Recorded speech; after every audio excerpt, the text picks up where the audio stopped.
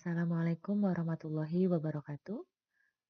Alhamdulillah pada hari ini saya bisa melaksanakan perkuliahan organisasi internasional meskipun secara daring dan saya harap semoga teman-teman mahasiswa dalam keadaan sehat semua dan bisa menyimak penjelasan tentang materi perkuliahan kita hari ini.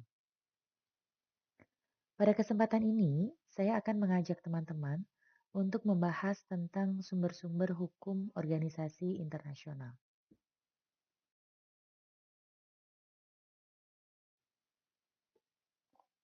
Sumber hukum organisasi internasional itu digunakan dalam 4 pengertian mendasar, yaitu yang pertama, sebagai kenyataan historis tertentu, kebiasaan yang sudah lama dilakukan, persetujuan atau perjanjian resmi yang dapat membentuk sumber hukum organisasi internasional, misalnya perjanjian markas besar.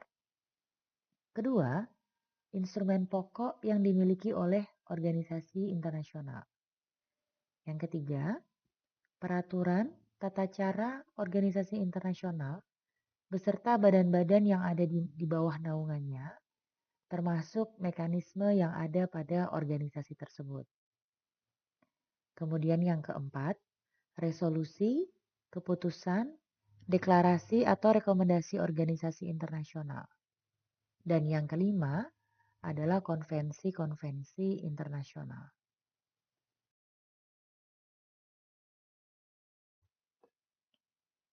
Sumber hukum organisasi internasional yang pertama adalah kenyataan historis, kebiasaan, perjanjian markas besar.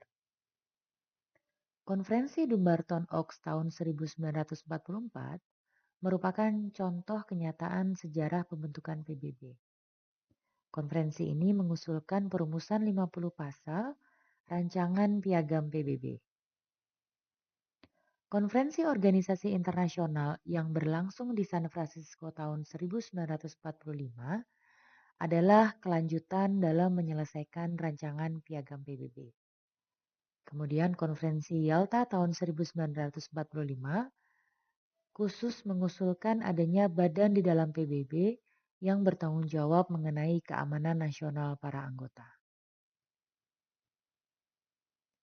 Masa jabatan Sekretaris Jenderal PBB merupakan salah satu contoh dari suatu kebiasaan yang kini masih diikuti. Seperti diketahui, Piagam PBB tidak menyebutkan tentang syarat-syarat calon untuk menjabat Sekretaris Jenderal. Demikian juga tentang masa jabatannya. Untuk itu, Majelis Utama telah menetapkan 5 tahun masa jabatan Sekretaris Jenderal dan sesudah habis masa jabatannya dapat dipilih kembali. Demikian juga merupakan kebiasaan bahwa kebangsaan Sekretaris Jenderal bukanlah dari kelima negara anggota tetap Dewan Keamanan.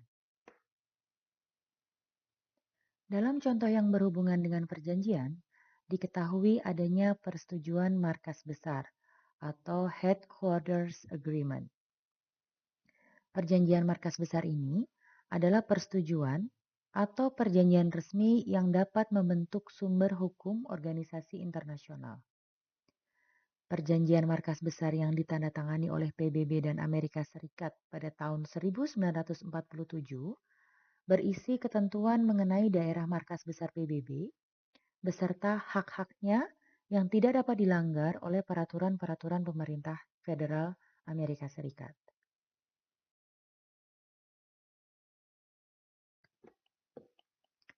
Instrumen pokok organisasi internasional adalah instrumen pokok yang dimiliki oleh sebuah organisasi internasional. Jadi instrumen pokok organisasi internasional ini adalah sumber hukum organisasi internasional yang kedua. Instrumen ini memerlukan ratifikasi dari semua anggota organisasi internasional tersebut.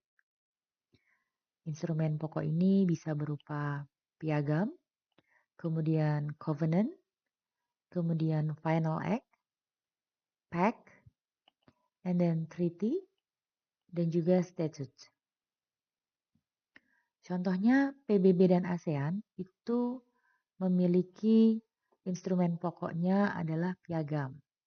Kemudian Liga Bangsa-Bangsa, instrumen pokoknya adalah covenant.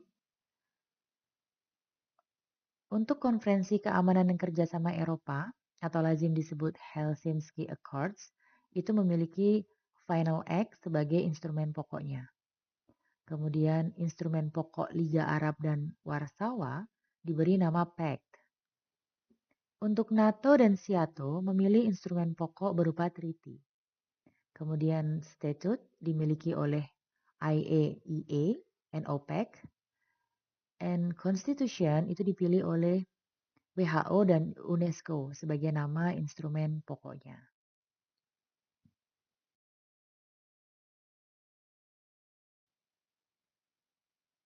Sumber hukum organisasi internasional yang ketiga adalah mengenai peraturan tata cara organisasi internasional beserta badan-badan yang berada di bawah naungannya. Termasuk di dalamnya itu adalah cara kerja mekanisme yang ada pada organisasi internasional tersebut. Peraturan-peraturan semacam itu merupakan elaborasi dan pelengkap instrumen pokok yang ada, yang semuanya itu kemudian memerlukan persetujuan bersama dari para anggota. Dalam sistem PBB kita kenal beberapa peraturan, misalnya Rules of Procedure of the General Assembly, kemudian Majelis Umum PBB ini dalam sidangnya yang pertama telah menetapkan beberapa rancangan yang termuat dalam laporan Komisi Persiapan PBB. Majelis Umum lalu dalam sidangnya yang sama telah mengeluarkan resolusi 10021 pada tanggal 15 Desember 1946 untuk membentuk Committee on Procedure and Organization yang terdiri dari 15 anggota untuk merumuskan tata cara Majelis Umum PBB atau Rules of Procedure. Rancangan perumusan ini telah disetujui sebagai Rules of Procedure oleh Majelis Umum PBB dalam tahun 1947 melalui resolusi 173-2 dan diperlakukan pada tanggal 1 Januari 1948. Aturan-aturan yang termuat dalam Rules of Procedure telah berkembang terus sampai tahun 1978. Rules of Procedure ini dapat diubah atau ditambah melalui keputusan Majelis Umum dengan mayoritas suara dari anggota yang hadir. Dan perubahan itu diajukan atas usul komite. Dalam Rules of Procedure of the ECOSOC atau Dewan Ekonomi dan Sosial, dimuat ketentuan yang melebihi ketentuan dalam Majelis Umum PBB, yaitu adanya aturan tentang cara-cara menangguhkan Rules of Procedure itu sendiri. Dalam hubungannya dengan Staff Regulations, Pasal 101 Piagam menyatakan antara lain bahwa Sekjen PBB akan mengangkat para stafnya sesuai dengan peraturan yang akan ditetapkan oleh Majelis Umum PBB. Berkenaan dengan ini, telah ditetapkan oleh Majelis pada tahun 1952 suatu peraturan mengenai staf atau Staff Regulations. Peraturan ini terus berkembang sampai yang terakhir pada tanggal 1 Januari 1981. Khususnya peraturan yang menyangkut pemberian pendidikan dalam hubungannya dengan program tentang penggantian pembiayaan pendidikan dari tunjangan perjalanan, cuti, penyesuaian, dan lain sebagainya.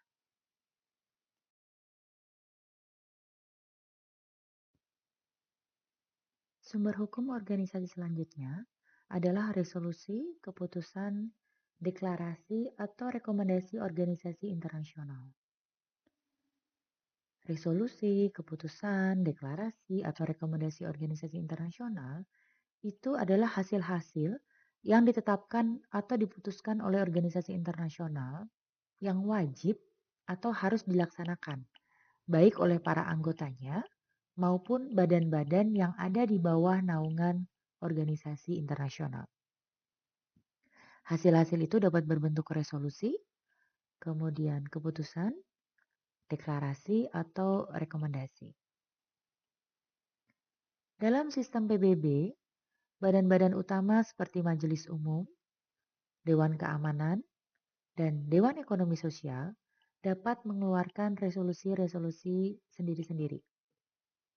Namun demikian, Resolusi majelis itu sifatnya hanya rekomendatif dibandingkan dengan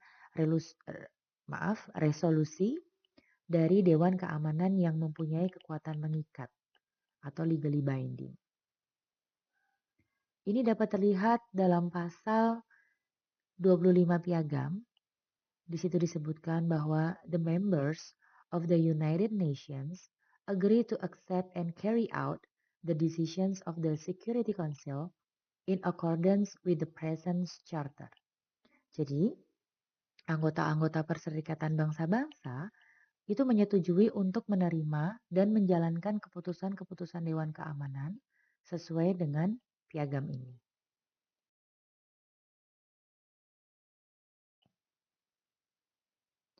Resolusi itu juga dapat memberikan mandat baik kepada Sekretaris Jenderal PBB maupun badan-badan subsidiar PBB. Namun demikian, dalam hubungannya dengan badan-badan khusus, resolusi yang dikeluarkan oleh Majelis Umum itu hanya bersifat koordinatif saja. Hal itu disebabkan karena badan-badan khusus itu berdiri sendiri. Jadi badan-badan khusus itu tidak saja mempunyai anggaran sendiri, tetapi mereka juga memiliki konstitusi sendiri.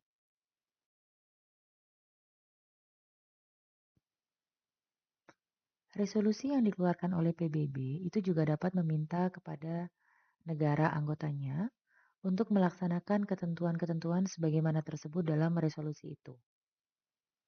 Setelah resolusi itu disetujui oleh Majelis Umum, maka dalam rangka pelaksanaannya, Sekjen PBB menyampaikannya secara resmi kepada negara anggota PBB dalam waktu 15 hari setelah penutupan persidangan Majelis Umum.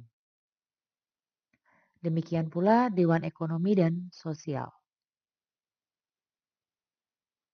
ECOSOC menetapkan tidak saja mengenai resolusi, tetapi juga mengenai keputusan-keputusan yang diambilnya. Pengambilan keputusan dalam sistem PBB tersebut seringkali tidak dipisahkan antara resolusi, keputusan, rekomendasi, ataupun deklarasi. Tetapi ada kalanya suatu keputusan itu dapat berdiri sendiri di dalam hal yang menyangkut prosedur kerja yang dilihat secara kasus per kasus dan tidak diatur secara khusus di dalam tata cara PBB.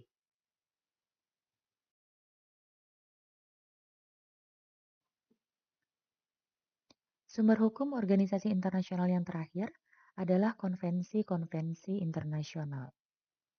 Konvensi-konvensi internasional yang dimaksud terutama adalah yang pertama, itu ada Vienna Convention on the Representation of States in the Relations with International Organizations of a Universal Character, year 1975. Jadi ini lebih dikenal dengan Konvensi Wina tahun 1975.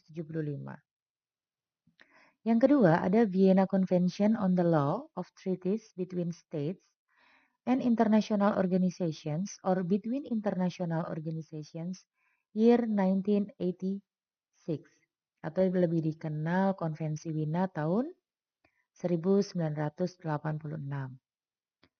Yang ketiga ada Konvensi Wina tahun 1961 tentang hubungan diplomatik karena berhubungan erat dengan Konvensi Wina tahun 1975.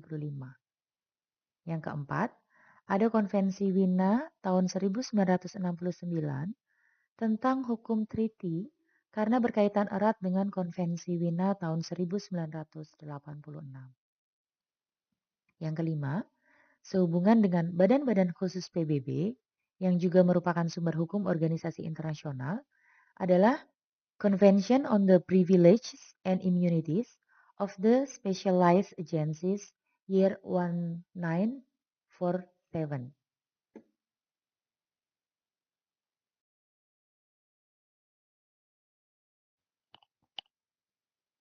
Baik, demikian penjelasan tentang materi perkuliahan sumber-sumber hukum organisasi internasional. Semoga teman-teman dapat memahami apa yang saya sampaikan. Seperti biasa, jika ada pertanyaan, teman-teman bisa menyampaikan langsung kepada saya melalui forum diskusi yang saya sediakan di Elita atau di WA Group kelas. Terima kasih atas perhatiannya. Mohon maaf masih banyak kekurangan dalam saya menyampaikan materi. Insya Allah kita nanti akan bertemu kembali dalam perkuliahan selanjutnya.